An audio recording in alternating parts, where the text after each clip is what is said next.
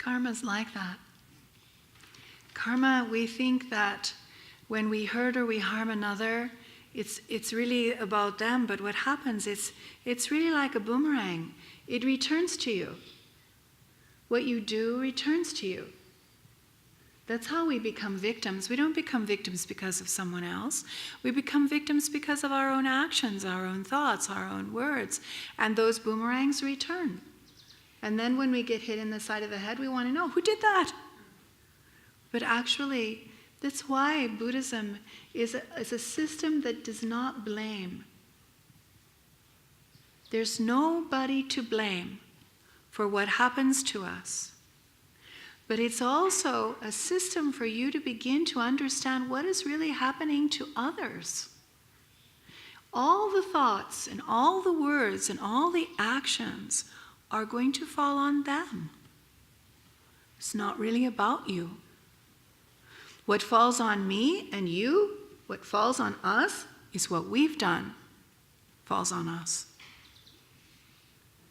And so when you understand karma, I mean, as much as we can, as we're not enlightened, we're not Buddhas. Lord Buddha said, you won't understand karma unless you're like me, which means unless you're enlightened.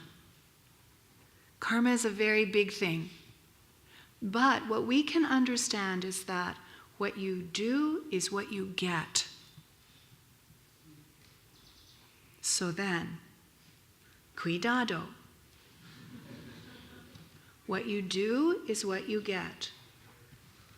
It's the same, positive, negative, or neutral.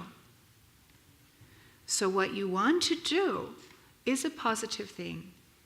What you want to learn not to do are the negative things, because we don't want that suffering. If you find that the suffering is coming to your plate, this is the return of your own actions. So, okay, don't feel sorry for yourself about it. All right, it's understandable. But then use it to cultivate your compassion. You're not the only person who ever got angry. You're not the only person who ever said bad things. You're not the only person who ever threw a rock. You're not the only person who ever went to war. This is what happens to unenlightened beings. We think that what we do is going to help us, but what we do really harms us. We think that what we do is going to make a big difference, and all it does is cause our captivity. So then, have compassion. This is what is happening to others. All right, with my compassion, I'm going to learn to do better with my mind.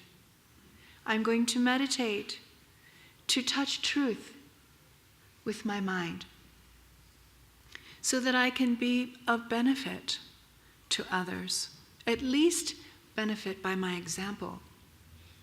Here we find our ethic, why we listen to the teachings, why we meditate, why we do mantras and carry malas and do strange things like prostrations. Why? Because we're taming and training our mind in order to have more love and more compassion and more wisdom that we can offer for the benefit of all unenlightened beings.